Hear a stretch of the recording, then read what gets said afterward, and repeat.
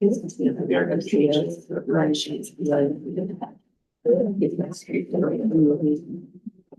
logo for the new office. Potentially. How do you think your office? Not yet, not yet. I don't know, Lisa and I haven't really gotten to that point. We're like, take this one, you take this one. Yeah. Progress. Oh, yeah. Yeah. Still doesn't feel real yet. Yeah. Oh, no. That's like this. The word is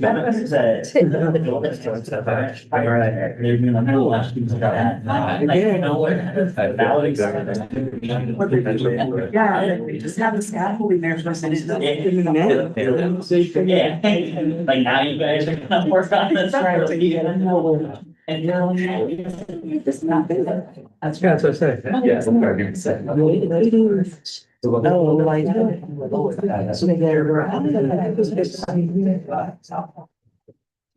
So you already done? Everybody wants to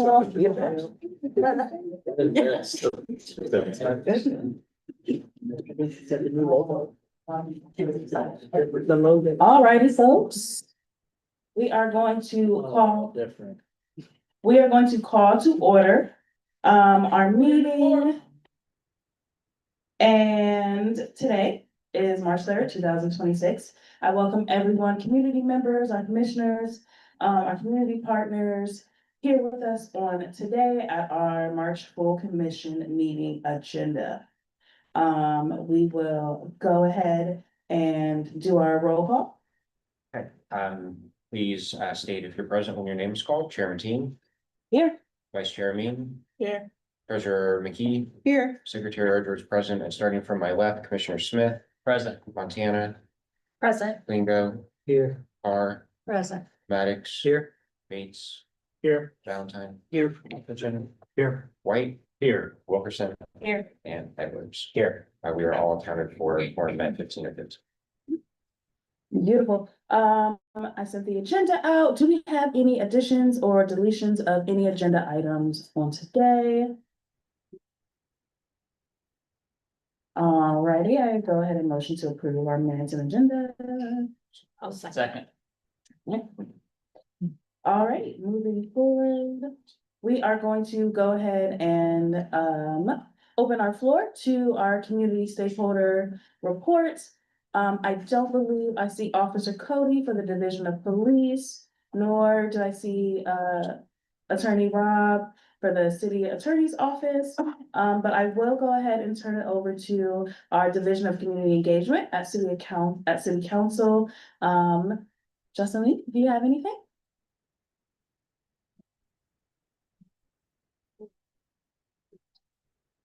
Hey, so nice to see you all. My name is Jocelyn Martinez Cortez. I am the community engagement person for this area with Columbus City Council. I work collaboratively with most of the council members, but most specifically Councilmember Jalen Power and Councilmember Green, who of course is the representative of this area. I also want to take note that if you haven't seen me, it's because as a reminder, my leadership has informed us to be attending. Hello. Hello. Hello. Our leadership has asked us that we only attend the commission meetings once a quarter so that we can do some of those more the rest of the community events kind of so not spread as thin as they usually are. That has, however, not been a perfect science so far this year. Unfortunately, I have been sick quite a bit this year. Hopefully does not continue into the rest of the year. But I am always here if you have anything that you'd like to bring to council, that you'd like to bring to me to investigate. I'm always available. I do want to share that the 2026 operating budget passed last night. The 2026 operating budget passed last night with just a few amendments on the mayor's original proposed budget. This included some investments for the community shelter board, primary one, municipal support clerk, some youth summer camps dollars as well. Hey, hello. And all the mics in the room stand up. Okay. So yeah, so it's really great. Now we have our operating budget rolling. I do also want to share that last night, Columbus City Council considered the advancement of the Columbus Safety Collective's proposed charter amendment to expand alternative crisis response programs in the city. Working together to authorize the amendment and place it on the ballot for Columbus voters. So if you have, I will just true transparency, I don't have a ton of information about this myself. I'm not an expert in it, but if anyone is interested in it, I'm happy to do some more digging on the commission's behalf. That being said, because I don't have many other updates, while I do know that Councilmember Green is likely just watching this on Facebook, as she traditionally does. And when she doesn't, she watches it after the fact. I do want to take a moment and see if there's anything that you'd like for me to take back to Councilmember Green as it relates to the greater Hilltop area, any pertinent concerns. And I just sprung this on you, so I'm trying to like word jumble here a little bit to give you a moment to think about it. Oh, yes, please. Happy to, so for sure. From some of our local service agencies, I'm hearing tight budgets, challenges with continued funding from the county and state and federal, particularly grant dollars. So whatever message we can send back to them to help us help our local community organizations. That's in areas of housing, youth activities, et cetera. I'd like to send that message. Yeah, I appreciate that. And of course, Councilmember Green being the chair of the Health Human Services Committee. I know this is something that she works really deeply within, right? And we are seeing that across the city as our nonprofits struggling with their budgets due to federal and state cuts. Something that we've been talking about a little bit is Councilmember Dealcauer did a grant readiness program cohort kind of deal. And that seems to be very successful. And so is there like a consensus amongst you all that like more of those trainings for grant writing might be something of use for the community, something that members might be looking for? For the couple that I pay attention to most closely, I think the answer is yes. Okay, that's great feedback. But Thank you. it's not Right. public. Thank you. Any other feedback? Okay, great. Well, I'm around all the time. Hit me up, please. I'd love to hang out. Thank you so much. I will circle back around. Officer Cody did step in. So, Officer Cody, if you had any updates from the Columbus Police Department, you can feel free to share, of It's course. been pretty quiet. I don't have anything right now. Okay. Alrighty, so we will call Olabisi, our Department of Neighborhoods, West Side liaison. Good evening. Ooh, that came out crazy. Good evening, everyone. Sorry to say, I do have quite a few announcements, so I may take longer than I usually do. But I wanted to start off. I just passed around a updated code of conduct / pledge of ethics. Each of you should have received that. So this is updated policy from the Department of Neighborhoods and the City Attorney's Office. So basically for the commissions that do have a code of ethics or a code of conduct within their bylaws, we are asking that not necessarily that they put that entire document within their bylaws, but that each commissioner receives a copy. And there's a small blurb that I will forward on. I think I'd already forwarded on to the chairs, but I'll forward on to the rest of the commissions to use in place of previous language regarding code of conduct. This is optional, but recommended based on recommendations from the city attorney's office. So I just wanted to make sure each of you had a copy of that pledge of ethics. And that is designed specifically for self-governing bodies and councils within the city of Columbus. So others like the Community Relations Commission and other similar bodies receive that same document. So just wanted to make sure you had that for reference. You also received a handout with 6 possible logos. So the Pride Centers are going through a rebrand. A number of the Pride Centers, including the West Pride Center, will have new homes, within the next couple of years. And we figured this would be a great opportunity, for us to have a new name and a new image that sort of aligns better with what we do. Because as of right now, when people think Pride Center, they think it aligns with more like LGBTQ focused organizations, which is not a bad thing, but it's not what we do. So we just want to be more aligned with the purpose and mission of the Department of Neighborhoods. So I ask that each of you take a look, see which one you prefer, which logo you prefer, and discuss and vote. If not during this meeting, if it could be added to the agenda for the next meeting for discussion and vote, the mayor's office would like the inputs from the area commissions no later than April 30th.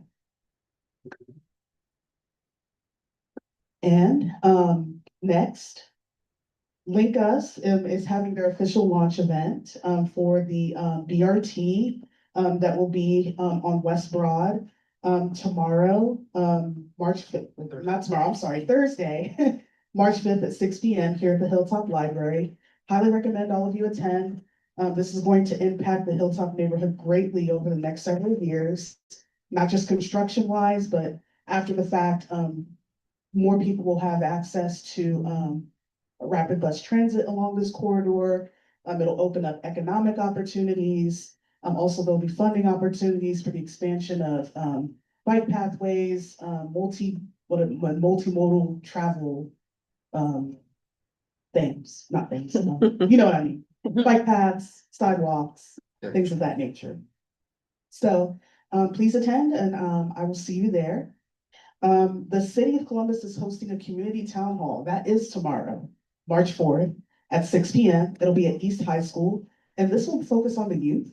There will be a panel discussion with Dr. Angela Chapman, Superintendent of Columbus City Schools, Justin Coleman, Deputy Chief of CPD, and Lauren Hagan, CEO of Columbus Metropolitan Libraries. So if you have the time, if you have the interest, I think it'll be a great discussion. Funding for National Night Out for 2026 is going to be announced no later than April 1st. As you guys know, that is housed within the Department of Neighborhoods. So if you are thinking of hosting an event, now's a great time to begin thinking about your budgets, thinking about the resources you need, potential partnerships to form. And yeah, like I said, no later than April 1st. And our next coffee and conversation is set for tomorrow. Fingers crossed at Glenwood Rec Center. The reason why I say fingers crossed is right now they don't have water. So fingers crossed that the water gets turned back on by then. For tomorrow at 4:30 p.m. at Glenwood Rec Center. Registration is encouraged but not required. We'd love to see you guys attend. We will have representatives from our utility entities, including AEP, Columbia Gas, Columbus Water and Power, just to talk about the utility discount programs and how residents can get signed up for them. And there is a flyer on the table for that, if you would like to register. And then finally, last but not least, Highland Youth Garden is now recruiting for their Spring Garden Club, their Green Teens and Summer Camp. I also have flyers for people to be able to take pictures of on the table, has their full schedule from now until I think the early fall. I don't know if it's for the full year, but yeah, just with that calendar to know all the great events that they have coming up. And then finally, the city is hosting a series of public workshops for the Columbus Housing and Opportunity Plan. So the one for the West Side is going to be on Monday, March 9th at 6 p.m. at Dodge Rec Center. And this will be your opportunity to share your thoughts on segregation, housing affordability, and potential opportunities for equity in our community. And that's all I have. Are there any questions for me? Yeah, OLBC, when the last event, where was it at again? Where was it located? Oh, it'll be at Dodge Rec Center in the Franklinton area. There are flyers over there.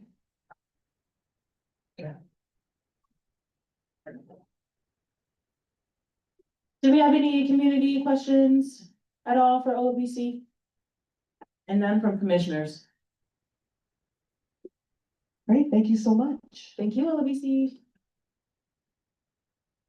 Alrighty, folks, so did we have any, announcements at all from Hilltop Rise at all?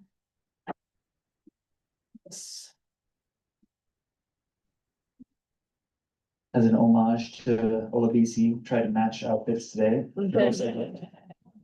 Yeah. If we haven't met, my name is Danny Peterson. I'm the Executive Director of Hilltop Rise. We're Economic Development CDC for the Hilltop. As many of you know, we closed on two mixed-use properties at the corner of Broad and Westgate at the end of in December. So I don't have any major updates today for that, but I just want to give like a little bit of mini update, I guess. We continue to work with, talk to prospective commercial tenants as well as prospective funders for renovation loans for that. That said, if you or anyone you know is interested in commercial space for one of those two buildings, reach out, talk to me afterward. I'd love to set up time. It's okay if you don't have a fully baked plan. We are happy to kind of work with people where they are, and we have a developer, we can kind of sit with you and figure out if there's anything there. So I definitely encourage anyone who's interested, potentially interested, to reach out. The other thing I wanted to call out, we have an event at the end of next month. So on Wednesday, April 29th at 6:30 p.m., our Historic Preservation Committee is hosting its first ever public historic tour. We're going to be touring Hillcrest Baptist Church. The address is 2480 West Broad. It's at the corner of Broad and Eldon in the Highland West neighborhood. The purpose of this tour and other tours we want to do like it is to really showcase some of the proper buildings that you may have seen or driven past hundreds of times and never really looked at. The building that Hillcrest Baptist Church is now in, and I'm not a member of the church or anything, was designed as a theater in the 1920s. It's a really cool building inside, but again, you wouldn't see that from the outside. So we're encouraging anyone to come. It's a free event. And even though the event itself is taking place in what is now a church, it's open to all. It's not a religious event. We want this to be inclusive. So we invite people to come out, bring a neighbor, bring friends. We will provide refreshments. And so we do ask that everyone RSVP just so we know how much food and drink to provide. We just put a teaser about this on our newsletter that went out today.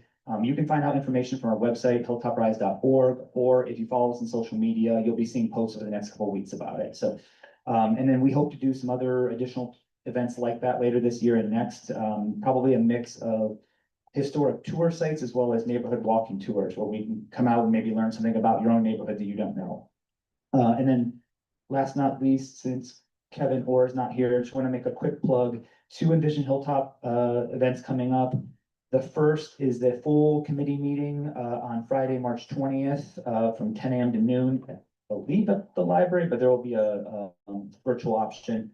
And then the following week, the Envision Hilltop People Subcommittee in partnership with the Shalom Zone, they host the 4th Tuesday of the month, they host an event where community members or nonprofits, organizations can come and network and really kind of to share success stories. So that'll be March 24th here at the library from 12 to 1, and that also has a virtual option. Thank you. Any questions? Okay. Thank you, Danny. Moving right along. Okay, so Zone In, there's not a representative here tonight, but they did still want us to share some of their latest updates. So as some of you may know, we are moving into phase 2 of the Zone In plan. And on March 31st, 6:30 p.m., there is an educational webinar where all major civic leader engagements, all area commissioners are fully encouraged to participate. Commissioners, you can check your emails, and Zone In should have sent you that update as well as that link to register. If anyone didn't get it, please let me know. But that is the biggest thing. And Zone In will be present next full commission meeting. Alrighty, next, do we have any announcements from commissioners specifically at all? Okay, Jeff. Thank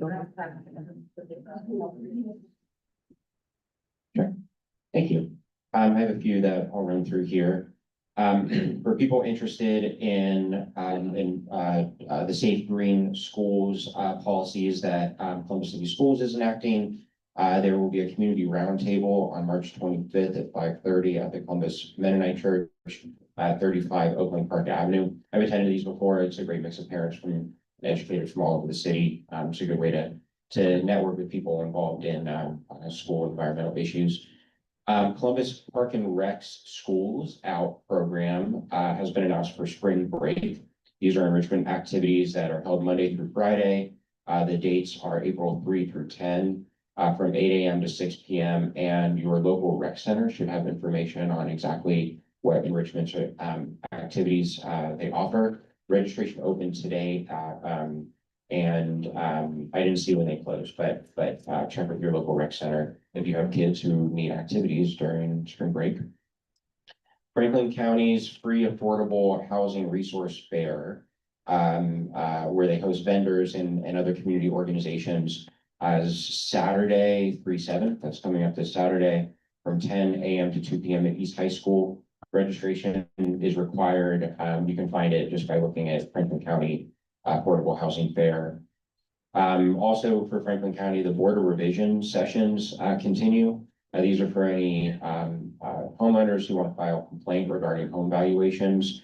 There's multiple dates coming up, including March 14th at 9:30 at the Shepherd Branch Library, March 21st at 10 a.m. at South High Branch Library, and then March 31 all day, 8:30 to 4 at Franklin County Government Office Building Auditorium.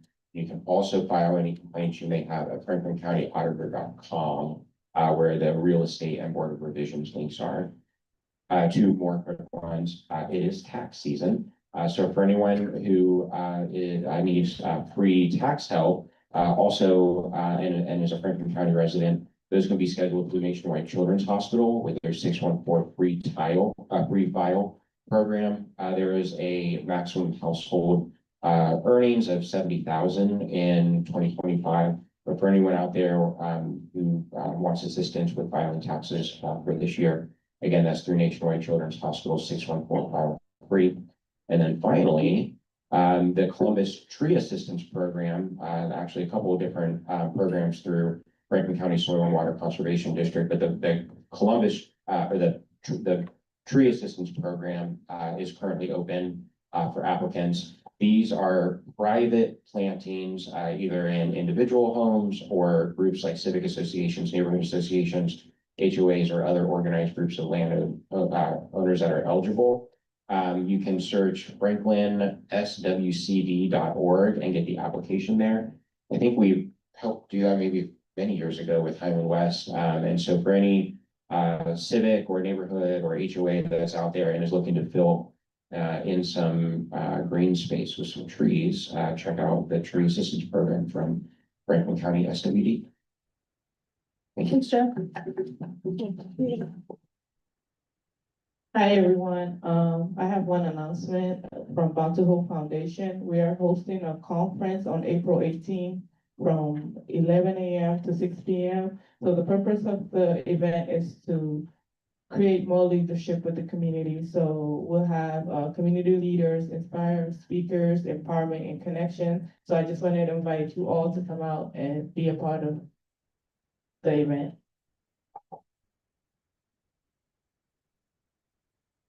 Do we have any more announcements from commissioners at all? Just a couple of my own.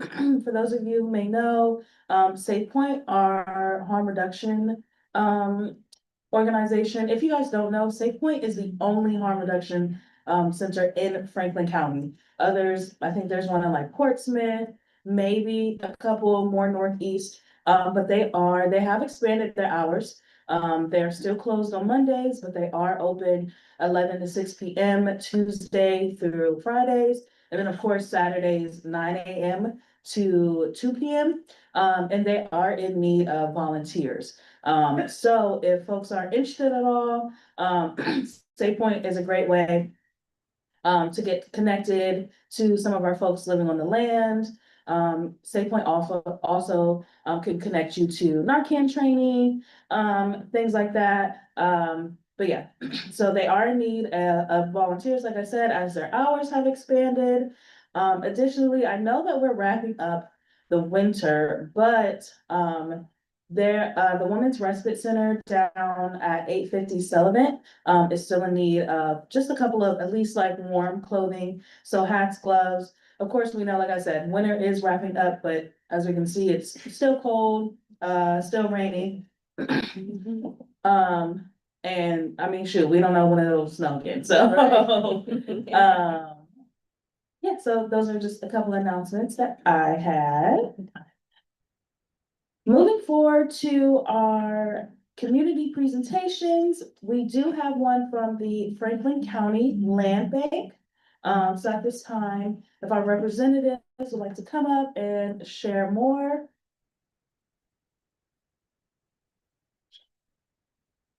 Okay, our folks from Franklin County Land Bank are not here. We will go to Blueprint Columbus.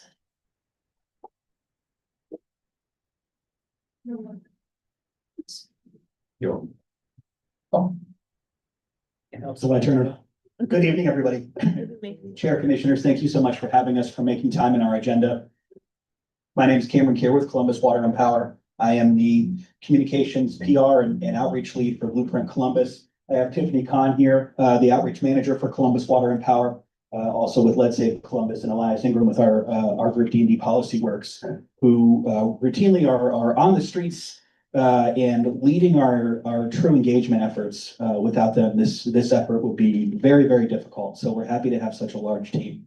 As many of you know, Blueprint is already active in the Hilltop. We are in what we call our Hilltop 1 area currently, and are going through that area with some wrapping up of some green infrastructure construction, as well as beginning lateral lining in that area. We're here tonight. We're happy to give a brief update that very, very soon here, probably by about the end of April, we will be breaking ground and in construction in the next area of the Hilltop, which we call Hilltop 4.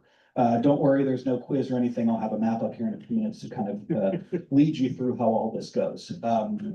So we can go ahead and hit the next slide. I don't know who has that, or if you have a clicker I can use, or whatever's easiest. This is a look at our project team. As I said, Tiffany and I are here tonight. Elias is here along with the engagement team. The other name to keep in mind is Jeremy Colley. He's our city project manager, the engineer in charge of the program from the Division of Water Reclamation in our sewer system engineering section. So any questions can always go to him as well if they're very, very technical.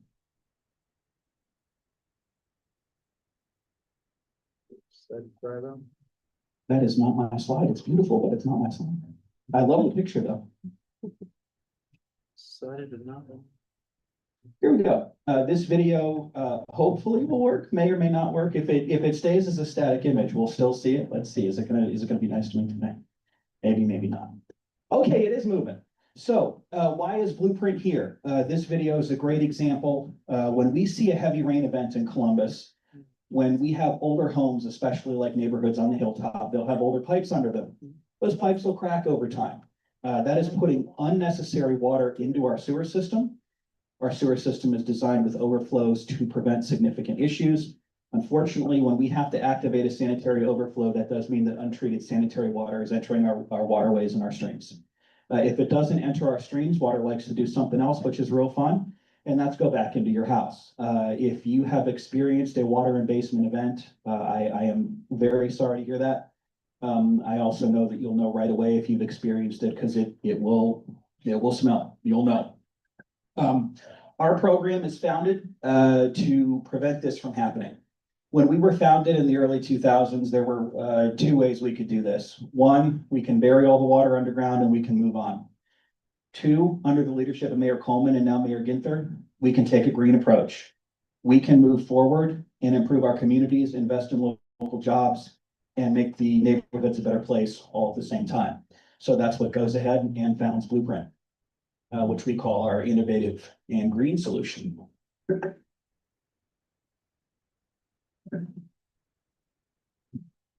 Let's hope it doesn't get stuck in that loop. There you go. We can go ahead to the next one too. Thank you so much. So there's a lot of confusion sometimes that our outreach office receives on, okay, what is Blueprint? What do we do? Why exactly are we here? We are formed under 2 consent orders from the Ohio Environmental Protection Agency. Basically, the EPA told us to knock off dumping untreated sewage into the waterways, and we absolutely agreed with that back in the early 2000s. So the 2002 sanitary sewer overflow consent order does just what it says. It's requiring Columbus to address this issue and to eliminate SSOs and water and basement events into our rivers, streams, and tributaries. I leave the 2004 combined sewer overflow up there. If anybody does a lot of business downtown Columbus, downtown, the spine of Columbus, right along I-71, that's where our combined sewer is located. So Columbus has 2 different sewer systems out here on the hilltop. In the Blueprint neighborhoods, we have a separate system, so your stormwater and your sanitary water are in 2 different complete pathways. In the combined area, that's where they're investing in the Ores Tunnel and the Lower Olentangy Tunnel to increase capacity. All of that combined water has to go to a water reclamation plant and be treated. So this is kind of a double-edged solution to that. The last thing I want to note on this slide, and this is something that we've learned over the years of doing outreach, is the Blueprint, while we want to know from our residents where they're seeing the flooding, where they're seeing the high water, so we can engineer our green infrastructure properly, we're not a flooding mitigation program by design. And this is something that I think a lot of questions come up about, a lot of folks here, but we are not a flooding mitigation program. Our job is to reduce those sanitary sewer overflows and create a cleaner stormwater that's going into our rivers and streams. A happy byproduct of the work we do is that we do see a reduction in some of that nuisance flooding. So it's kind of a welcome relief when we go into those neighborhoods and we're teaching that stormwater where to go through those native plants, that it is doing some help. So let's see what's next here. You'd think I know this because I put it together today, but here we are. So like I said, Blueprint has 2 distinct goals, eliminating sanitary sewer overflows and cleaning that stormwater into the rivers and streams. And our 4 pillars allow us to accomplish that. So these are the 4 main areas of the program. If you've been here and heard about this in Hilltop 1, these are largely still the same. So there are 3 pillars that help us eliminate the overflows and the water and basement events, and that's our lateral lining program, our sump pump program, and in limited circumstances, our roof water redirection program. The lateral lining program is going to rehabilitate the lateral, that's the pipe that connects your drains in your house to the sewer main, either in the street or the alley behind you. We're going in a minimally invasive procedure. We're cleaning and televising these lines. A couple of days later, another crew comes through. And if you think of a flattened fire hose, that's what the liner looks like. It's lined with a resin. It's either heat cured or air cured inside of your existing potentially cracked pipes that are under the ground. When that inflates and goes in, it's creating a very permanent PVC pipe inside that old pipe. Minimal digging required. We're not trenching yards. We're not digging up everybody's street, doing everything like that. That's offered by nature of being in a project area, which largely most of the Hilltop is. Currently Hilltop 1 and Hilltop 4 is under construction. Just by having an address in that program, or in that area, excuse me, you qualify for the program. That's offered at no additional charge. This is already covered by our capital improvement funds. A sump pump. If your house does not currently have a sump pump and you live in our Blueprint project area, you are eligible to have a sump pump installed, because we do not want the water sitting next to the foundation line where it can spill into those cracked laterals and cause an issue. Added benefit for you is when we put a sump pump in, your basement's also going to stay dry. Guess what? That's also offered at no additional cost. I have probably now saved you, if you're in a Blueprint project area, somewhere in the neighborhood of $15,000 or $20,000 if you had to do these issues yourself and mitigate those. So when we come into the neighborhoods, if you're interested in this, please, please, please take us up on these programs. It's a great cost savings to you. Last but not least, limited circumstances of roof water redirection. Our engineers will come out, assess the street, see where we can do the most benefit of taking the water downspouts and making sure those are going to the streets. So that's goal number 1 of eliminating the sanitary sewer overflows. While we're doing that, we're also under an order to make sure that we're providing cleaner stormwater into the rivers and streams. How do we do that? that's probably what you've seen us most for, the green infrastructure, the rain gardens, the pervious pavement. The second largest leave behind project in the city, only behind paving a road. So if you want to hit the next slide for me, please. This will be a great idea of a good cross section of how green infrastructure works. We call this home Mr. Blueprint. This is our model citizen. They've had every single thing done and taken us up, and they coincidentally also had a rain garden placed right in front of their house. So they're very, very lucky. But as I was talking about before, you can see the two sewer systems there. You have the storm system, excuse me, on the far right. You have the sanitary system on the far left. So this home has had its lateral lined. Their roof water was chosen to be redirected, and they have had a sump pump installed. And when we install a sump pump that's near a basin, by the way, we can direct that discharge water right into our rain garden basin and make sure it goes exactly where it should. So when we look at the rain garden, from the top, it looks pretty simple. It's plants, it's mulch, and it sits there, but underneath it's doing a ton of work to help us filter and treat the stormwater and move it along. So the native plants, the biosoils, the mulch, our layer of sand, a layer of rock, silt, all the way down, continue to treat this water all the way until it goes to the storm sewer. So through this program, while we're removing this water from the neighborhoods, we are also creating an even cleaner product that's going back to our rivers and streams. So the next slide, in addition to our green infrastructure, is our pervious pavers. And this is something that we have seen already in our Hilltop 1 area, but several streets in the Hilltop 4 neighborhood are getting these as well. This is doing exactly the same thing as a rain garden, but on a much larger scale. We're taking blocks of a street. It's going to look, when it's complete, like a brick road. I'll show you that in a minute. But what this entire road does is act like a giant rain garden. And through the void fill and through the aggregate, the porous concrete all the way down, we're filtering, rainwater runoff. And we're also capturing pollutants. We're capturing the oils from cars, car wash soaps, fertilizers coming off of lawns. All of those items are staying in the system and not continuing through the water. An added benefit to this that we've seen in the public service has confirmed to us that we do have traffic calming. Folks kind of roll up on these and they say, whoa, what is this? And so naturally you slow down. So your 25-mile-an-hour streets stay a lot closer to 25 miles an hour when these are installed. We're always happy to see that and help out. So I believe next we're going to go and look at what is going to come up here in the Hilltop neighborhood. So I have an overview map. The bottom square there, if we're looking at the Hilltop overall that I've outlined in blue, is our Hilltop 4 project area. And I've blown it up even more on the next page so we can get a little bit closer. And I know this is kind of hard to see. I've left these slides with the area commission, so you'll be able to get a copy, or you can certainly reach out to us if you need a copy as well. We call this our Hilltop 4 Highland Terrace neighborhood. So this is kind of a quick overview of the streets. And then I believe I have another map in there that will kind of outline some of the green infrastructure locations. That'll come up in just a minute. You can go ahead and go to the next slide. It's just fine. Thank you so much. So in this area, we've identified 85 green infrastructure improvements. That's 75 of what we call right-of-way rain gardens.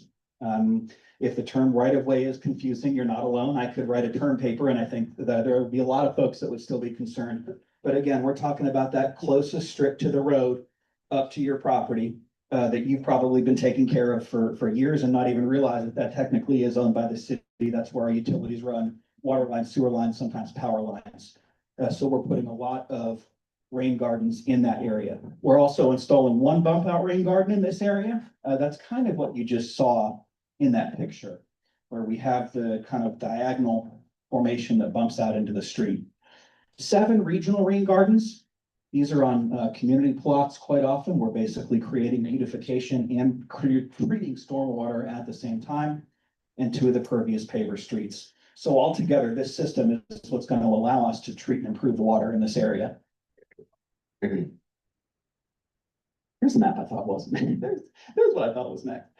This shows you, and again, these symbols, if you're far back, are probably pretty difficult to see. The green boxes are where we have rain garden locations going in. The gray boxes are where the pervious paver streets are going. Tiffany, help me for a second. The streets for pervious pavers in Hilltop 4 are, I believe it's Richardson, and there's another one. South Eureka, maybe? Yeah, that, South Eureka, where the gray is. yeah, where that gray is there. And then you can see the locations for the regional gardens, which will be the larger boxes. And kind of outlined there through the whole project area. Now, the question a lot of times that we get from neighbors as well. This looks like a polygon. Why did you decide that this is your project area? What's with the arbitrary line? Why is my house not included? We've done not me, because I couldn't, because I don't do math, but our engineers have done the modeling and shown that the homes in these designated areas, when Blueprint was formed, feed the sewers that directly create the issues contributing to the overflow and the sanitary sewer activation. So there's a very specific legal definition that goes along with this that I know a lot of times seems like it doesn't make a whole lot of sense, but I promise you, there's been a lot of work put into what that is. You can go ahead and click one more for me, and we're just going to go through these really fast. This is a look at where some of our rain gardens are going to be and where some of the different styles are going to be. So we have a 2-wall sloped rain garden here on a couple of streets. Go ahead and click. We have, these are some of my favorites. These are the curbside 2-wall rain gardens. So you're really seeing a lot of beautification in a small space. These take a lot of water right off the roadway.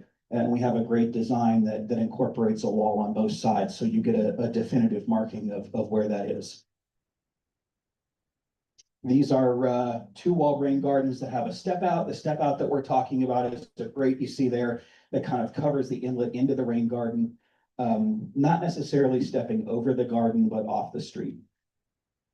Good question. Yes. So in this image, for example, there's the original sandstone curbs. Yes. And it looks like it's a cement curb. So is it just going to be cement curbs instead of replacing like with like? We will replace, correct. So we are installing the cement curbs where the rain gardens are going. Yep. I think this probably isn't the best example of how we starkly cut it off. We do a better job of blending that in as we go down a project street. Yeah. And here's a look at the regional rain gardens. So again, some of the areas here where, it may be an abandoned current city parcel, it may be an area where we're adding to a park. If you go to Westgate Park, you can see some of the gardens flowing through there right now that have already gone through a season really successfully, I may say. We're very, very happy with how those plants have rooted. So you can expect more of that across the new project area. And here's what I was speaking about earlier, the renderings of the permeable pavers. On the left there is the rendering of Richardson. And as we're putting in those pavers, you see we're going to update those curbs that you were asking about just a moment ago, as well as updating sidewalks and ensuring the tree canopy remains the best we can. On the right is a view of Dominion Boulevard up in Clintonville. And this is an actual completed section. This is one of the first sections of pavement that Blueprint put in. Very happy to say that the pavers are still doing a tremendous job. This many years later, I believe this was late 2010s that the pavers went in there. And we have a process for these. They are maintained twice a year by the city. And that maintenance involves kind of sucking the grit out, if you will, for things that get caught in there to make sure that the water keeps flowing. Yes, sir. For snow removal, were there any issues over the past few years, or are they able to run? No, because so when we place these on a 25-mile-an-hour street, on those residential streets, public service is not putting blade to ground. They're always leaving the blade slightly high. They are built to withstand the salt. So if they are salting down the street, that will change. There is also a gap when we do the pavers between like a main road and where the pavers start. So if they are salting those intersections, that we will not see the basically full effect, if you will. Did no salt on. They can be salted, but typically Columbus, and this is a public service question. I don't want you to hold me to this completely because I'm not public service, but typically we will not see salt on the side streets.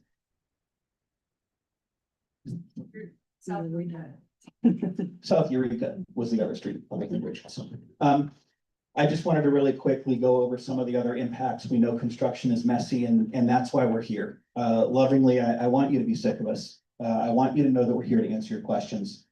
and that we are always ready to step in and work to mitigate an issue on the front end, before it goes to the back end. So we know that we will have curb sidewalks and driveway approaches that will be replaced. As we go through the project area, our construction inspectors, and our outreach team will be out to make sure that anyone with those impacts is notified with plenty of time. Nobody will be left stranded in their driveway.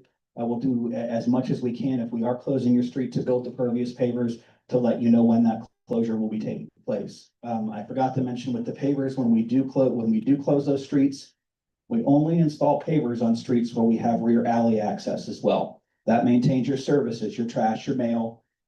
God forbid an emergency service is needed, they can still get back there, but it also provides you the parking that you'll still be able to access the rear of those homes.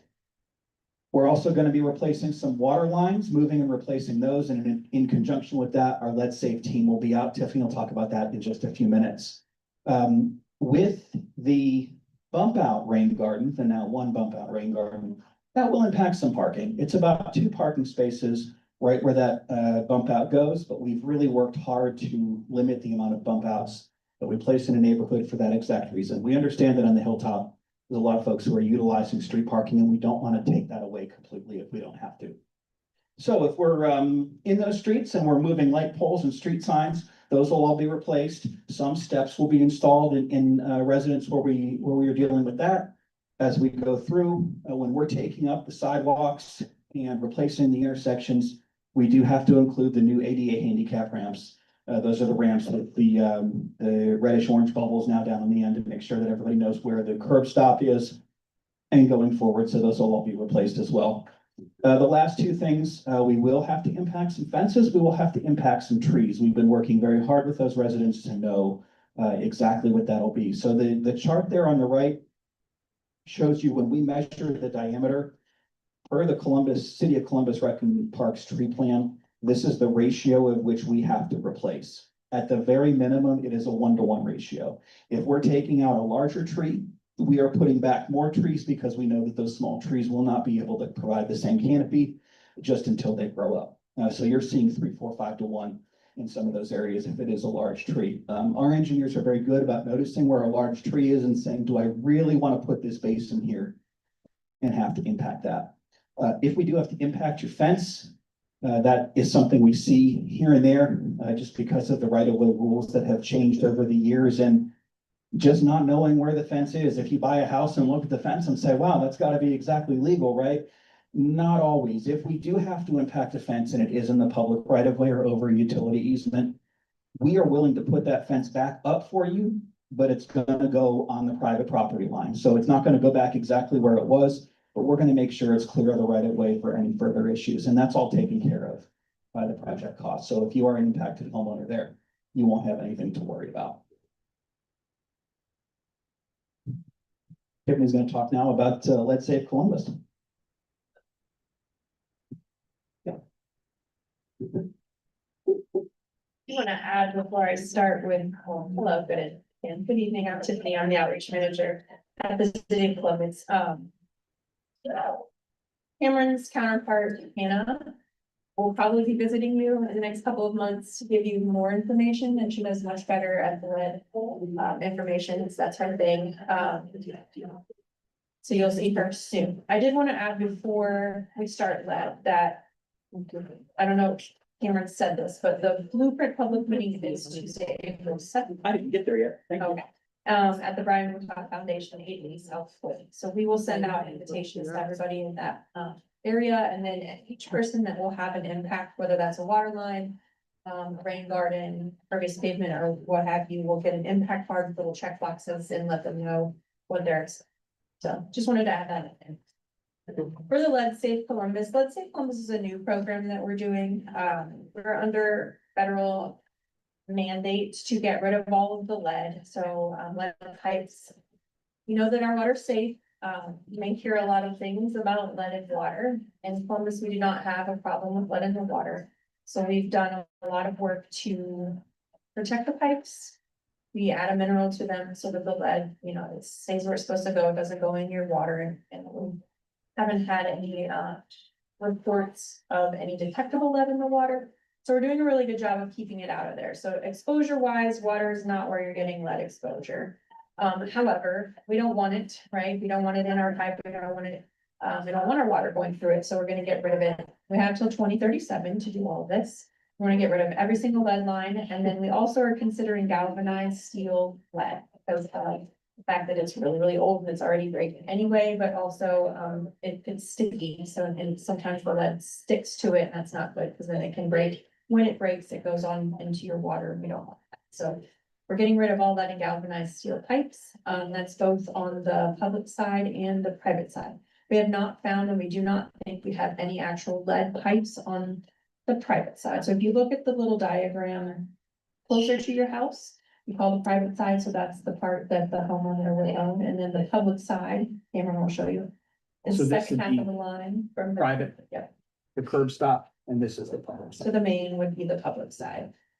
So we've been replacing lead on the public side anytime we've found it, so over the last many years.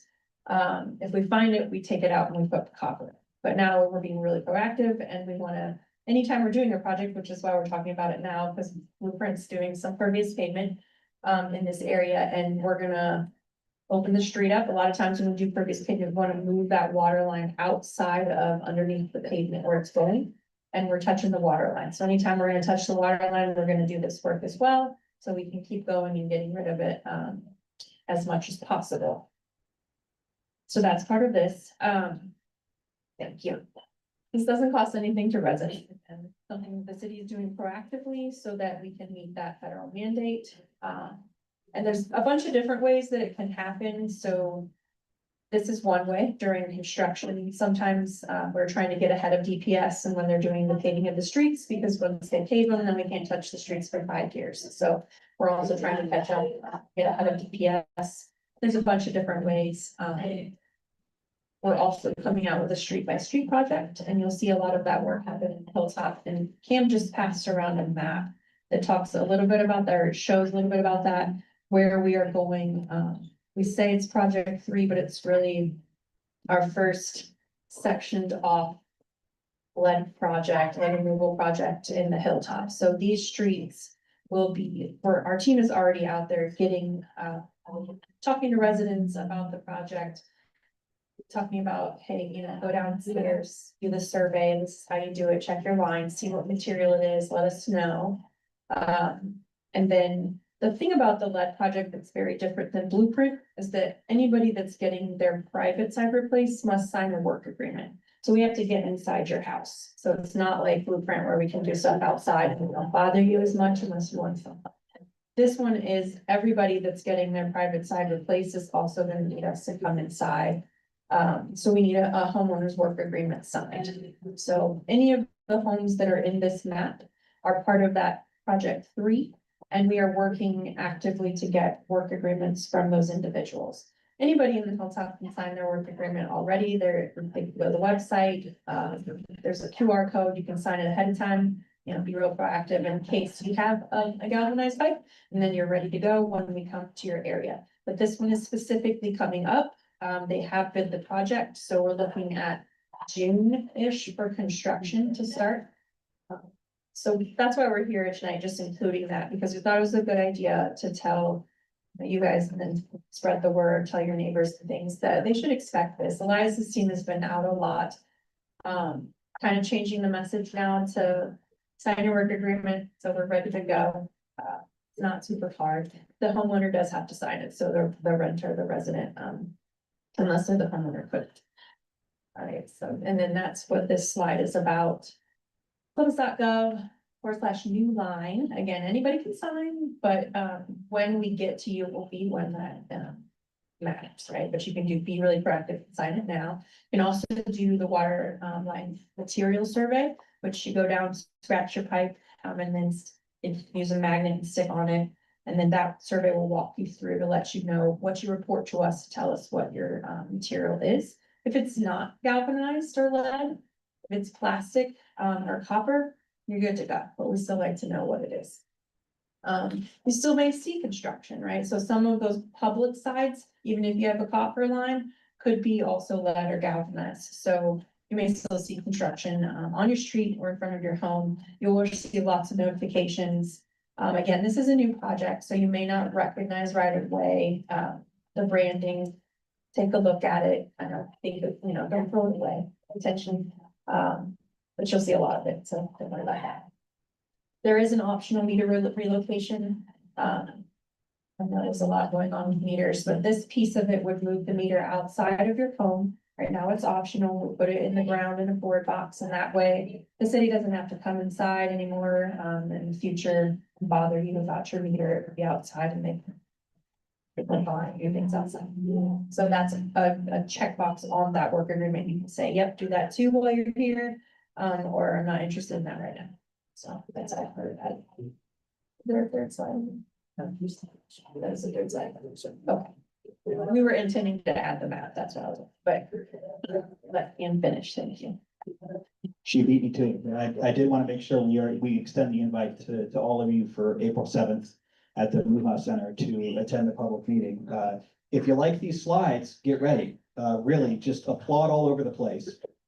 It's a great presentation. I've only done it like 5 times this week, so it's fine. But we are really happy to be here and answer any questions you have, no matter how ugly they are or how great they are. I'd be happy to take those now. And if you think of something later, the phone number there and blueprint@columbus.gov.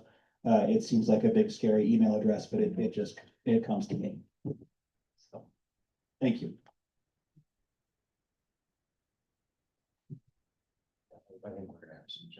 Sure.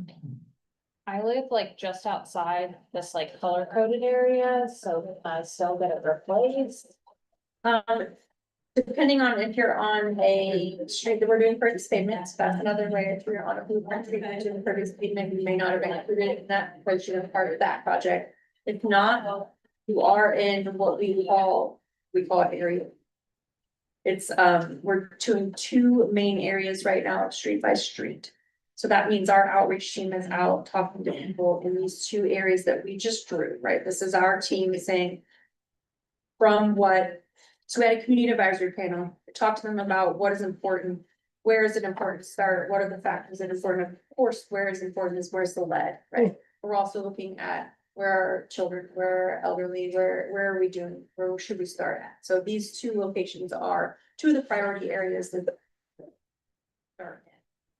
Where exactly the sequence we're going, we're still not quite sure. So this is the first area out of that hilltop area that we've carved out that we're going into. We'll have a part 4 and a part 5 coming up that we're gonna come back here in a month or so, and we'll be able to better tell you if you're in the next one or the next 2. But again, it's very new, and unlike Blueprint, we didn't have project area map at the beginning with, this is where we'll be in 40 years type of thing. So it's kind of evolving as we go right now. So I'm sorry about that. I do appreciate the questions, and we'll help as much as we can. You can proactively get your lead line or your galvanized replaced through our LEAP program. So if you go into our website, the LEAP program, that's basically kind of what they do now for the sewer lines and put the lien on your house. You don't want to do that. You are in the priority area. If your line is cooling and chilling, I would just wait. So it would be soon enough. So even if we got the stuff to our house to like do the checking and like potentially sign the work order, we still wait if you're not on this map. Yes, for now, you are still in the first area that we're going to. So, they're wanting to do it fast. For us to meet our goal, we have to do like 5,000 lines up here. So we have to go really quickly. They're planning to bid the 4 and the 5 here right afterwards. So I don't have the map yet, but when that comes back, she'll have that map. Okay, yeah, I just know that there's been some confusion, like I've seen in one of the neighborhood forums on Facebook of like. People are having people come to their house to have them do the survey of like what kind of pipe they have. And then they're also getting requests of like sign the agreement, but then the lien has been brought up and like, I'm just like a block outside some of these colored areas. So I'm like, well, I wouldn't want to do that if I really be next. So I think like some of the messaging could be a little bit clearer to residents of like, if you're passing out information already, of just telling people to vote. Okay. I think the best answer for a blueprint perspective to that as well, and I just had them at my door today. We are not the people that sell the solar panels or the, you name it. If you look, we'll all have a city identification badge that's supposed to be on the outermost layer. It's either gonna have a blue stripe or a red stripe on top, and it's gonna have a picture on it. These were blueprint people, or they were, let's say, yeah. Yeah, so just, I think that's always a good message to share with folks, and this is one of those things that's just gonna go really fast. It's great feedback though, thank you. Absolutely. Everybody's hands. Do you wanna go around? Do you wanna, what's easiest? So I did see Nick's hand first. We've got multiple other. I have my own questions. So how would you like to? Yeah, we can just go Okay. Nick and then. Yeah, I'll be real quick. It piggybacks off of Ashley's comment. I do live in one of the areas. And there's a lot of confusion when people started coming around asking to have access to our homes to do the testing. Because it was about 2 to 3 weeks earlier, it felt like, when all the lateral lining folks were coming through. And all the messaging then was, we don't need access to your home. Yeah. And then people were coming around. I quickly went on my my texting groups with neighbors. I'm like, no, they're good, like, Yeah. knowing what was going on, but there was some confusion between the two overlapping programs, but separate programs. So just more I awareness. used to have a education slide on that, yeah. that we would include to show how each program fits into the overall system. And what has to happen is what we call grade improvements have to happen at a certain point to expand the sewer system. Then Blueprint comes in, Blueprint goes with lead piggybacks off of Blueprint. So a lot of times there will be folks back to back on the doors, and we appreciate hearing that. I think the best thing that we can do is just, encourage folks to look at that stuff we're also handing and leaving behind, because that'll give them all that additional information if we do miss somebody. I had a question. So maybe about 2, 3 years ago, I know everybody on our street, we got a big rain and everybody's basement's flooded. Yep. Maybe about a year or so after that, we had Blueprint come around to all the neighbors, and they told us they would do everything in phases, and that we were to sign up for a sump pump, we would get free sump pumps and things like that, and then they would move to the rain garden. So they've done the rain garden, they've done the concrete, they've done the curbs, but it's been 2 years and no one has said anything about the sump pumps. Nothing yet? Okay, Did you put yourself on a sump pump list? Yes. okay. We can grab an address, or if you want to shoot us an email, and we can just make sure. It's a very popular program. And the contractors are working through as fast as they possibly can to make sure that we're not in a situation where we're inspecting and not installing, or not inspecting and not installing. It sounds like you're in that Hilltop one area where you already had the rain gardens and everything. Yeah, Okay, yeah, so the installs definitely would have started. I asked because some of the other Hilltop areas, we wouldn't have started the installs yet just because we're not doing the active construction. Basically, once one pillar starts, we'll start installing those sumps. So you're definitely in an area where active installations are happening, but we can grab your address and just double check. Okay, thank you. And then, so what do I tell my neighbors as well? The same Just thing. give them- Same thing. Call us, please, and Yep. check the list and see where they're at. Sometimes they've called and left a message, and the weird thing is they're getting calls from not a city number and not a city person. So this is it's Project Dry Basement, and then we have a new contractor, but they're working in other areas. So a Project Dry Basement person will call, and sometimes that voicemail kind of gets ignored because it doesn't sound like, it may say City of Columbus, it may say Blueprint, but sometimes it doesn't. So we'd be happy to put a note in there and say, hey, we spoke to you. Still interested, please give her a call as soon as possible. And then your neighbors email us and let us know the same thing. Many people have been on the list for a while, and we don't want that. We want to get people through it. So just let us know. Okay, thank you. What's the project called about dry basements? Project Dry Basement? Yeah, that's the backflow valve that will get put in your sanctuary lateral. The lateral lining that we're doing in this area should help immensely with basement backup. So it's very good at what it does. And that rain, that's sometimes what happens. It's overwhelming the system. It's exactly what Blueprint is for. So after the lateral lining, you should see a lot of that reduced. That's the whole point. Now the flooding is a different, the water, like the rainwater flooding is a different thing, but the sump pump. Do you guys anticipate, the entire, hilltop area to be done with both blueprint and with the lead pipe?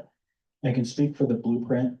The blueprintneighborhoods.com site has that larger map where I had the little square of Hilltop 4 shows it is a large majority of the hilltop that blueprint covers, but I always encourage everybody to just double check that address. Cause there are some where even if you're on one side of a street versus another and you're on that border, if your sewer is going the opposite direction, it will not qualify for blueprint. So blueprintneighborhoods.com, our interactive map is there. That's a great resource for folks to know if they're included or not. And there's, so we've Hilltop 1 we're in, right? And then Hilltop 4, we talked about this evening. Hilltop 3 is south, and then Hilltop 2 is north of those sections already. So Hilltop 3 doesn't even start survey work till 2034. So we're gonna be present in the Hilltop for a long while. Maybe not active construction. So after these rain gardens and pervious pavement streets get built, it'll be quiet for blueprint for a little bit until the Hilltop 2 area goes into construction for free. But yeah, we're gonna be balling.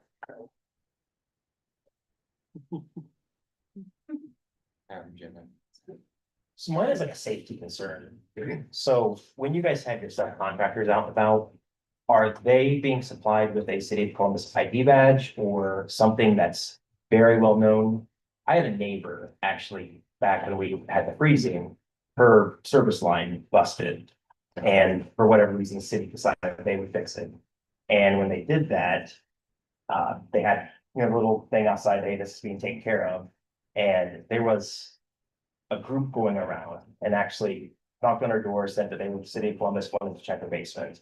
She let them in, and then they ended up robbing her. So I don't know if there's like a explicit, hey, only look at for something that has. If someone is knocking on your door from one of our programs, again, this identification badge. Okay, all subcontractors as well? If a subcontractor knocks on your door, I don't supply all of them, but the leader, the foreman, the person in charge that's gonna knock on the door and tell you what they're doing is going to have the badge. Okay. Have them ask for the badge. Have them ask for the badge. That's the best thing we can say to do to avoid that exact situation. That's absolutely awful. I am so sorry to hear that happened because there is a level of trust that you want to have when someone comes to the door. But if they're impersonating a city official, that's definitely something we need to be aware of. So I will make sure that we are messaging all of our contractors back and ensuring that they are identifying themselves completely and totally to avoid any confusion.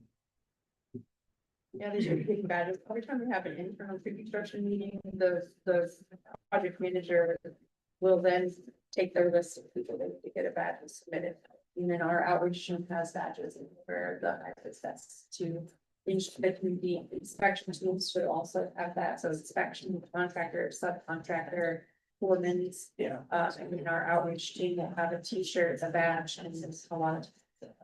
It's best. And maybe something just to be proactive, if you do have someone that's utilizing the services, like that first contact, like not let anybody in this house unless they explicitly say or have identification, maybe just to kind of be. We try to bring that up in the public meeting. I just hate to scare everybody. I know it's such a serious safety concern, but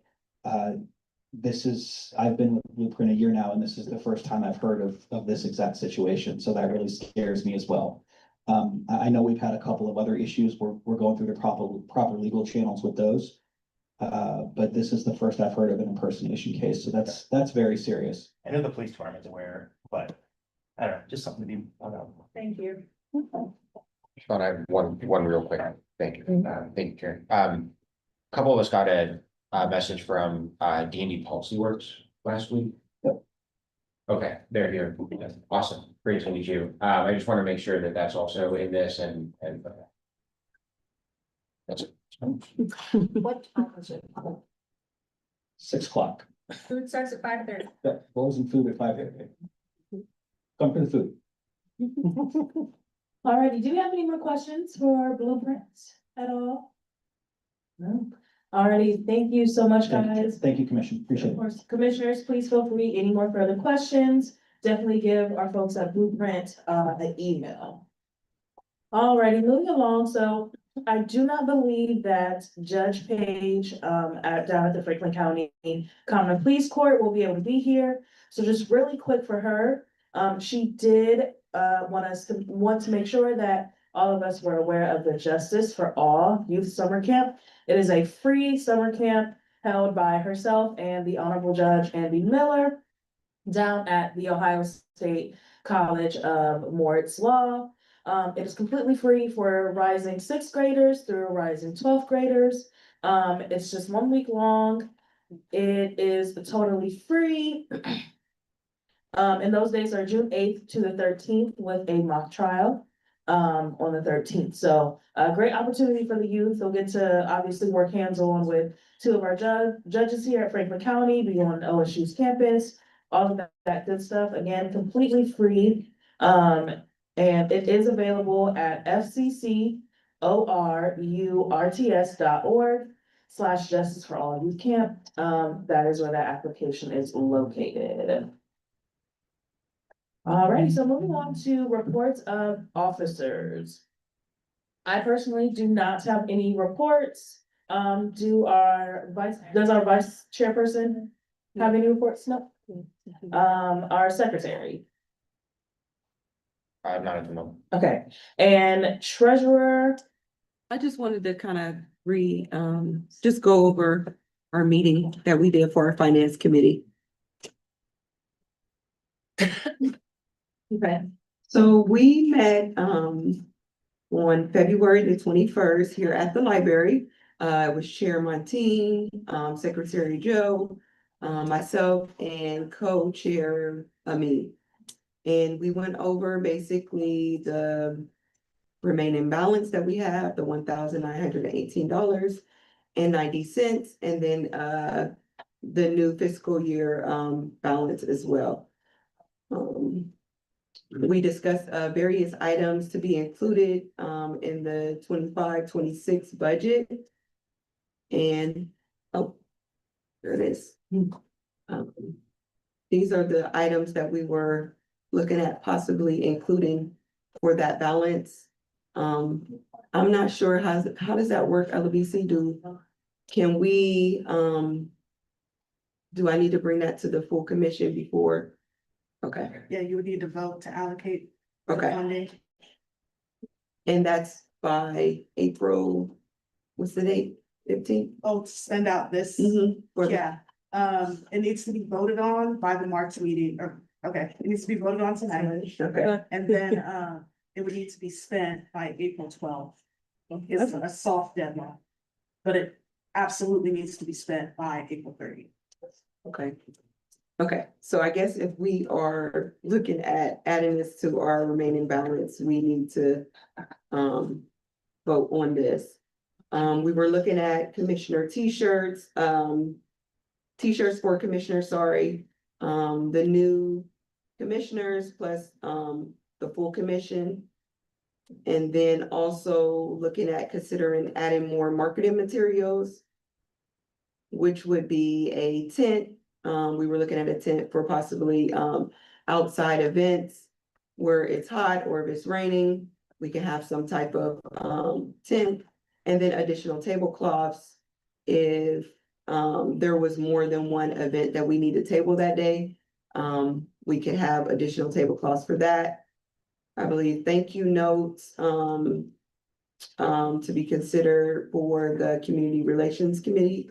I believe that they sent out, is it thank you cards to, I'm not sure what it was physically for, but I know there was thank you notes. And then batteries for our full commission meeting for the microphones and things like that. And then stickers and pins with the Greater Hilltop Area Commission logo. And then an ID badge printer for our badges that we have to put our names and everything on there. And then with the new, I believe it's new that commissions are now approved to buy food and drinks for commission sponsored activities. So we were looking at possibly doing $500 for non-perishable foods for table and community events. Anything else anybody wanted to add that was at the meeting? For chairs of committees and for new commissioners, we go through this process so we can be thinking about what your committee will want to be spending on that year. In Park and Rec, for example, there's some printing, signage, trash bags for when we go out in the parks. So this is representing those broad categories of things that committees use over the years and some new potential spending line items like on food and a tent and tablecloths. Just branded materials that we can use at events. Yeah, so it looks like marketing materials, food and beverage expenses was for the business of community relations. And then the batteries for the full commission meetings, trash grabbers, printing of signs for Parks and Rec. Well, BC, what questions did you have?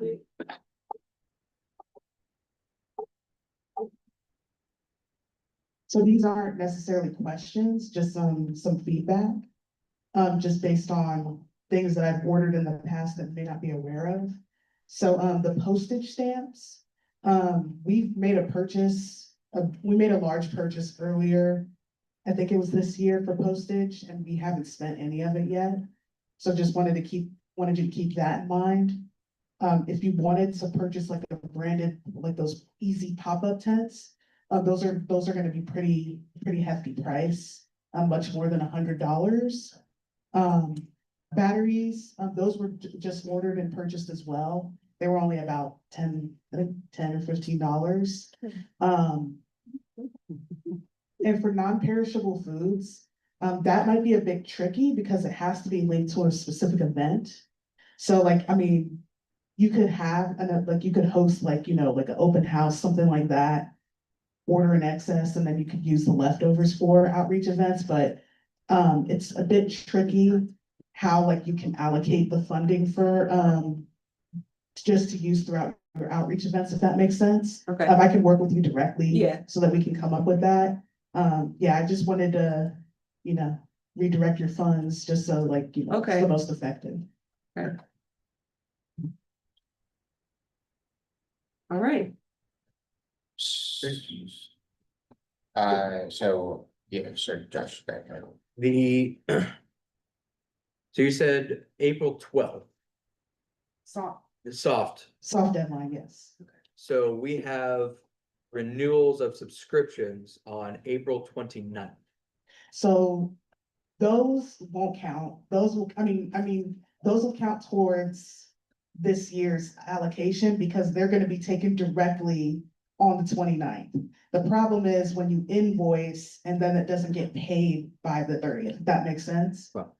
Yeah, but no worries. The money will be taken directly, so yeah, it'll be all good. Okay. Yes, just another note of like stuff we have in stock, like, yeah, we did order thank you cards in the last like 3 years, like since I've been on the commission, and there is a stockpile of them in our cubby. So yeah, I would just recommend checking the cubby for everything too. We do have some stickers and magnets in there as well. Not to say we can't order more, just we do have a stock of those things, so we just have to be mindful of where we're gonna store everything. So next, If it's helpful, I'm more than happy to give an inventory of everything that I have stored for you at the Yeah. Pride Center. Yeah. But I will say just the price of the tent may cover a lot of the items Okay. that you already We have. have, okay. So we'll need $340 and I guess that's For the tent. yeah, for. yeah, we should edit that. Zoom restream. 600. Unless those are already built. in. See that, a different amount. This is just. Existing budget. Constant contact went up $10 this year. It was $159.90. And then Zoom went up 10. Constant contact is a complete payment. So I'm only calculating it in $0 cents, and there's a $18.20, because it's only $9. I didn't overcalculate, taken in March and April. Okay. So, yeah, I guess I need to update it. It wasn't that amount. But that's what I was pulling up, I was going through, looking at. When they'll be full, so the 29th, for June and Easter. Or the 26th is a monthly capacity. And what was the total amount that you have for the subscriptions? I've got total 340. Yeah, that's it. Okay. Okay. Then I'm not sure how we should proceed because we don't have the correct. Well, I'll do the 500 as ancillary. In theory.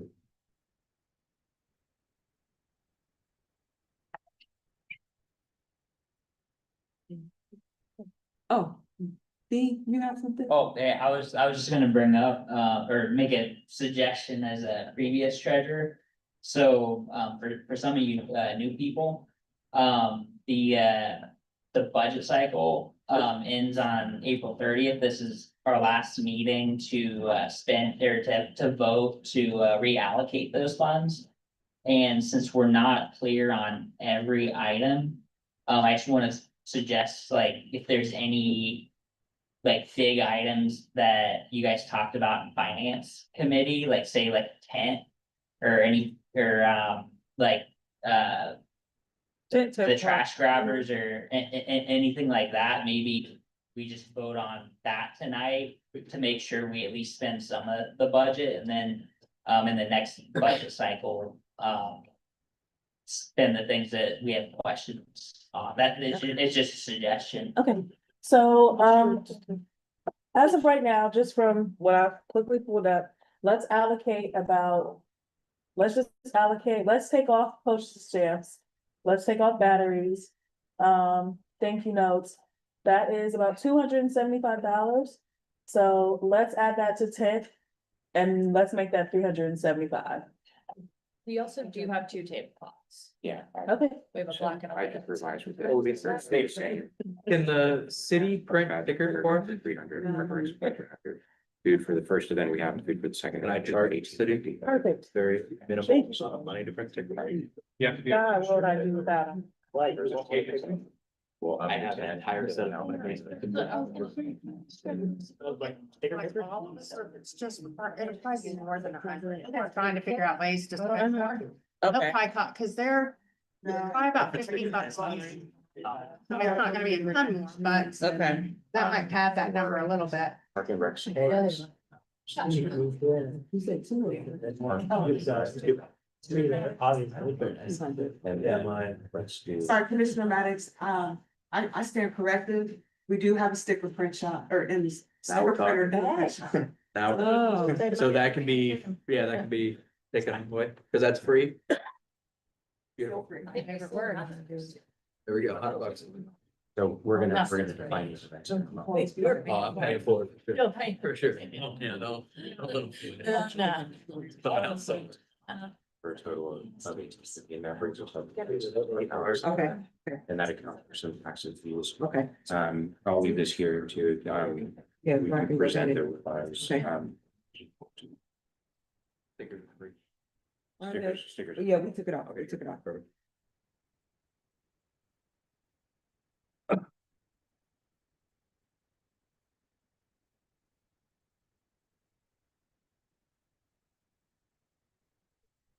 We definitely know like Summer Jam is one that we could, know about this right now. That was the Um, last one. yeah, what specific events do we know that we're signed up for? Any? We did not commit to any. We of haven't. those community relations. Yeah, we haven't submitted to any events.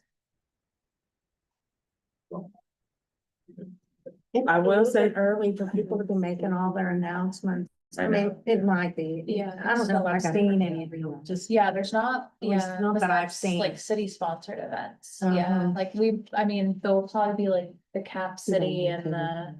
So cold. Like Hilltop 5K, the Horizon. No, there's no. No. Okay, Horizon. babe, that's about what we got. It's in Westland this year. I assume we still can't buy gift cards?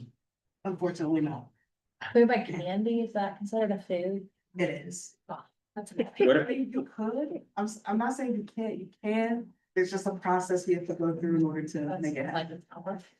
We do know that we're gonna be at community events, so can we say a line item for community event number one to be determined as like agencies announce their, That's whether, the thing. I need to, let me double check with leadership. I don't think a community event counts. okay, It's like a recognition event. oh, it's one of our, Mhm. yeah, right, that's what you said it. So like we could give out candy at a table at wherever, for example, to bring people in, Yeah, technically not. little individual M&Ms or something. You can have like a area commission recognition event. You can invite your community, you can have candy there. Buy a ton of it. Every event that we go to is a recognition event of the GHAC. I mean. What if they, some of the commissions will do like sort of a holiday type of gathering or something. Is that like something that food can be purchased with? I'm just curious. No, so technically that's moved in with the recognition. That would be considered a recognition style. Okay, okay, thank you. And for like in past years, we've had like League of Women Voter come and do like a candidate forum that we help co-host.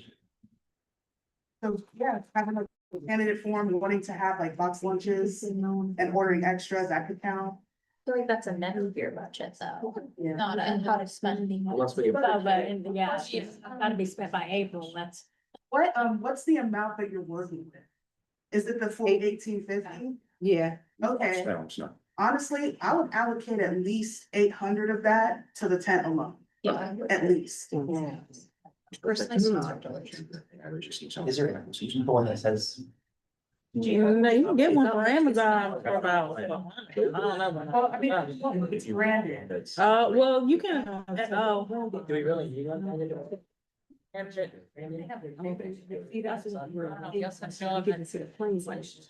Yeah. I know, but I'm just saying.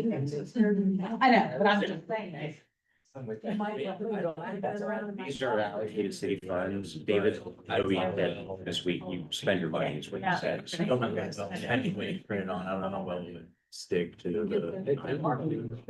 But You want to throw an event here for April? No, it's not that serious. Not that it's not that serious, but it's not, we don't have to move that quickly. Okay. So technically, To the 10. technically, we could vote next month to bypass our 30-day spend rule, correct? So we could, in theory, vote next month to approve of spending next month. So it's a DON policy now for us to have all our allocations by March. Okay. Sorry, I'm sorry to make it hard for you guys. I want you to spend your money. Holidays are fun. Okay, so You guys have like a tabling game, like a Plinko or a spinning wheel? Cause I mean, you seem to have a lot of prizes. I made one 2 years ago. Yeah, you should. We just give stuff away. It's not really a. Come say hi, you can have it. Okay, so here. No, baby, no. Not your hope.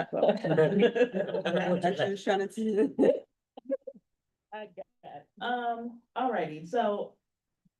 From what I have gathered, so just by the way, the whole tent thing came about because, it has been something, you know, me, myself, Sour, Ro, we talked about wanting to be formally present and seen in the community. So just a FYI, because I know I saw something on Facebook like, "Tent, where'd that even come from?" Just a FYI, and community outreach is important and it is a priority, at least this year, under my tenure. But like I said, from what I'm hearing, I know we have tablecloth, thank you notes, stamps, battery stickers. So I know Carla mentioned trash grabbers. I know our park and rec stuff is a pretty big deal. So if we want to allocate, can we change tent from outreach items, outreach materials? Wait, I'm sorry. Can we change, like, does it have to be specified as tent or can it just be overarching outreach materials. Yeah. Yes, Mhm. okay. So let's allocate $800 to the outreach materials. Do you wanna keep the shirt? Everybody, yeah, everybody need a shirt. And y'all, everybody has to order a shirt. Thank you. So that leaves us, what, was $600? So let's allocate 300 to trash grabbers, because Carla mentioned, the price probably going up. And then let's stick with, we still are stuck with the non-perishable foods, because it's not for actual event. 350 or so will need Mhm. subscriptions. Okay, so let's just keep that. And let's worry about food and all the other stuff when curating our next budget. Does that make sense? If it's showing that we've got. Second. I like got that. 1900. Okay, yes, Kyle. Spent Apparently we have access to trash grabbers. We don't need to purchase them. Oh, with them. Oh, I do not recommend Keep Columbus Beautiful because it's on the other side of town and their hours are not very helpful Okay, for people who work 9 to 5. okay. So Josh, 350 for the, I try to run the bus. We're getting it in the know. That's all. okay, Oh, no, I had to do a one. so 350 for our subscriptions. Let's do, so 250 for our trash grabbers. I think that puts us at.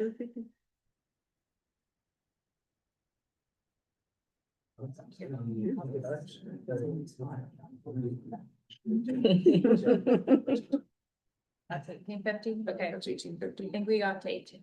Okay, so yeah, 250 trash grabbers, 350 for our, subscriptions.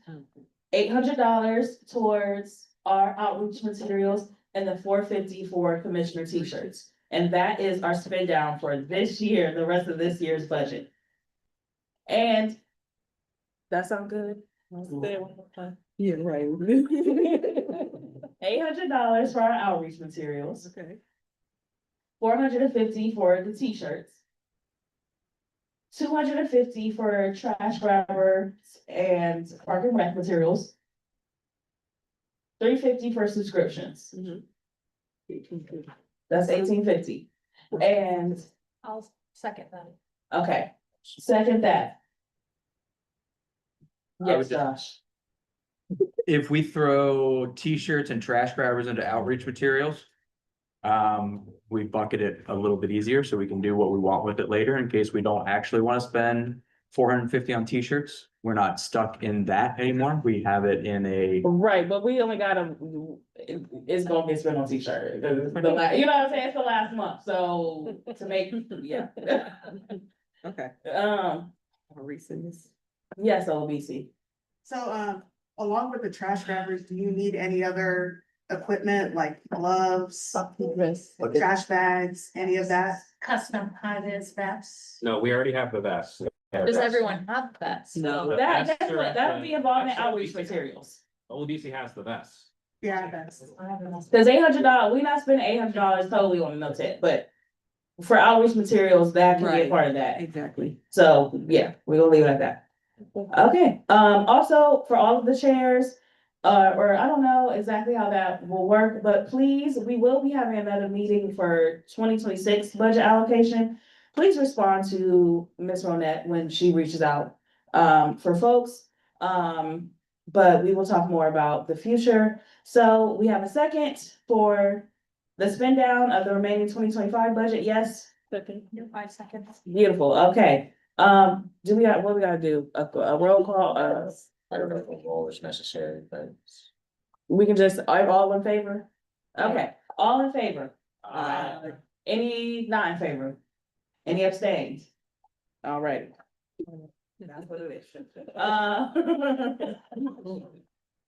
Alrighty, folks, beautiful.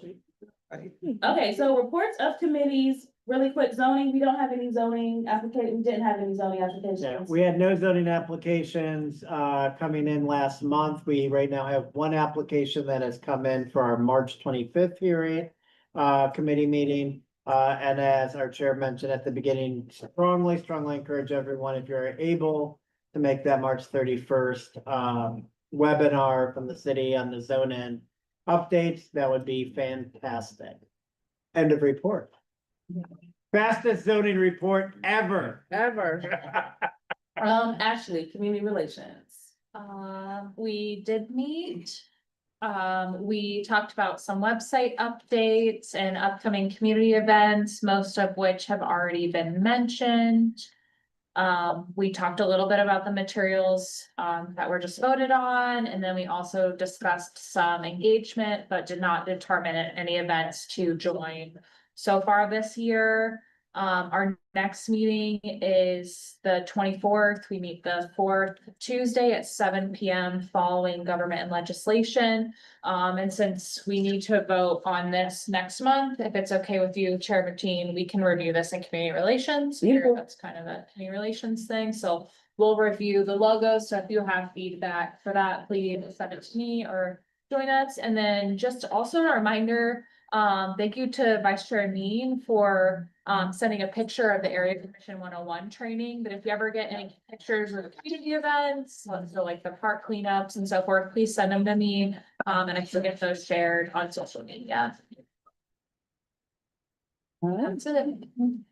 Thank you, Ashley. All right, governments and legislation, Josh. We met on the 24th and discussed a few different things. New commissioner checklist, orientation process, a little bit, touched on that, touched on the attendance policy. We will talk about this, ethical conduct. Stuck down. So we'll talk about the ethical conduct, policy, next meeting. And we'll be meeting on the 24th of March. Alrighty, human services and education. That's me and Joe. Joe, you want to take it?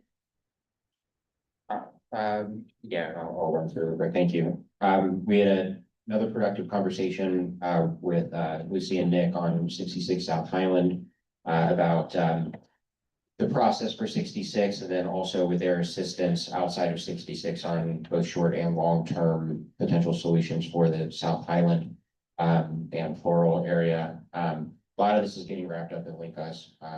It's a little frustrating when you keep being told to wait, but we're getting on the record with them, and we have a plan moving forward for continuing to reinforce connectivity within these new dollars and community centers, libraries, schools, parks, and other great community assets. So that's the first one. We're reading a response back from them on next steps. We've been engaging with our community and parent groups around Columbus City School budget cuts.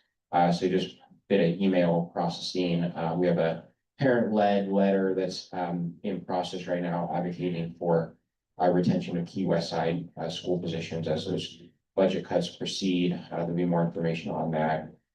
Did I miss anything that you want to mention right now, Chair? Okay, we will meet again on the 18th at 6 here at the library. Thank you. All right. Thank you so much, Joe. Liquor permit review. There are, of course, no permits to currently review. Planning and economic development, Chair, so.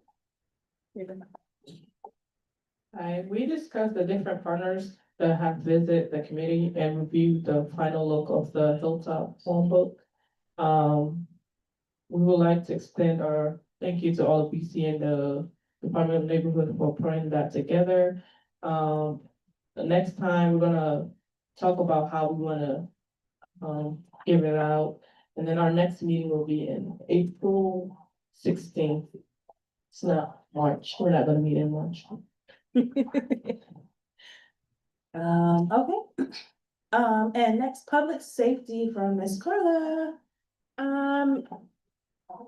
I can just be loud. We did not meet, but our next meeting is scheduled for April 14th.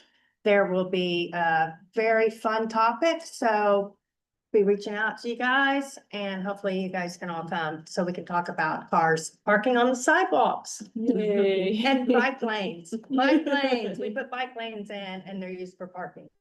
Oh, wow, man. Or bikes. Recreation and parks. Sure, thank you again. Three of us, got together on the 21st. We did some new, committee member orientation, for one of our new commissioners who, was in the room, and, Tristan, thank you for being there, and, spent a bit more time doing a planning conversation for the community, and this has been communicated through. We did move, Glenwood Rec Center to the March meeting, to potentially open up, June for some other city engagement. So there'll be more information on that. But the March 21st, Glenwood, Rec Center and Park Lower Level, walkthrough, will be at 9 AM on Saturday morning. Oh, I'll mention, I want to express my appreciation again to James for work on incorporating more information to our audits. That's what we're talking about when we talk about meeting with the city. Really helps inform Park and Rec's portion of capital improvement, helping us to identify potential projects in the area. And is there anything that you think we need to address else at this time? Thank you. Alrighty, folks, moving on, we do not have any unfinished business, nor do we have any new business. Oh, yes. Chair, I'm sorry. We did not approve the minutes from February earlier in the agenda. Oh, okay. I did not receive any. I don't know if any commissioners had minute revisions from February. Yeah, I don't have any, but motion to approve February's minutes. I can second. Second. Perfect. All in favor? All in favor? Aye. Alrighty, folks, if there are if there are no more announcements, we will prepare to adjourn. So any last questions, comments, concerns from commissioners, community members? Seeing none, this meeting is adjourned. Yeah, sorry, no, OLBC, yeah. Just going back to unfinished business, during last month's meeting, I remember there was discussion of a potential, letter of support for the Highland project. Yeah. Yeah, I didn't know whether that needed to come back to the full commission or what the, status of that was. Thank you. Sorry, Chair. Oh, I mean, I was gonna say, we talked to, so Lucy, they came out to our last, HS&E committee.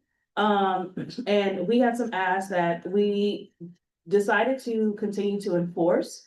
And so some actionable items on their part, Joe wants to follow up after me. They have some actionable items to follow through with. And then that would determine our next step as far as providing a letter of support. Joe, am I correct on that? That is, I can provide a little bit more detail there, Yeah. because I know that these are, we like some details here when it comes to street infrastructure and park infrastructure. Lucy and Nick were very open about the process that 66 went through, and I want to thank them again. We thank them virtually, but also for the willingness to engage in additional dialogue. The pot of money for 66 was already allocated through their grants process.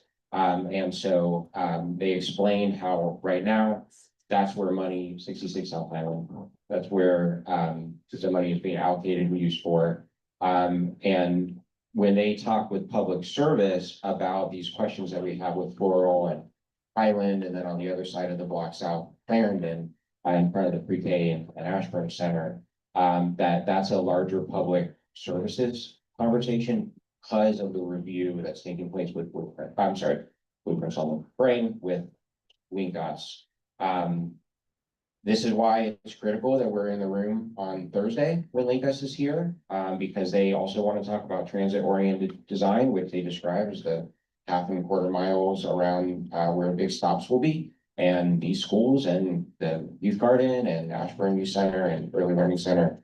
And the primary one and the firehouse and Mid Ohio Food Collective are all in that educational campus right there. And so, we are continuing to advocate, that, streetway improvements in a variety of different ways. It's not just traffic calming, Josh, it's a variety of different things.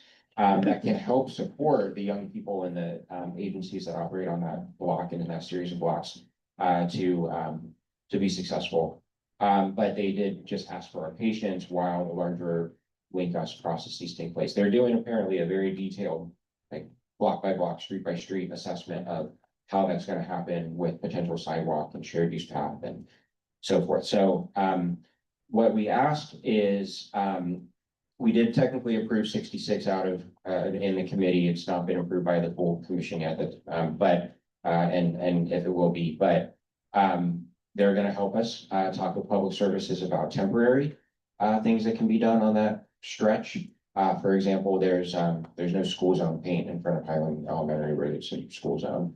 And there's sign, but there's some other, potentially lower cost things that don't have to dig up, the street, that we can temporary in a way, but implement, to increase like crossing visibility and slower speeds in that stretch, just so that, once a new lot is in place and, kids look over there and say that's grass and they start shooting across Highland, people use that as a drag strip for north. It's actually, it's pretty frightening. I've been out there with many of you and with others at the youth garden and just walking that block when I'm doing school surveys. And holy smokes, people just rip up that street. And it's almost like they don't even stop at Broad either. They just go to Broad, they shoot through the intersection, whichever direction to go, which is a whole other thing that's been submitted to Vision Zero. Okay, I'll stop there. No worries, thank you, thank you so much, Joe. Alrighty, if all hearts and minds are now clear, we will go ahead and adjourn. Okay.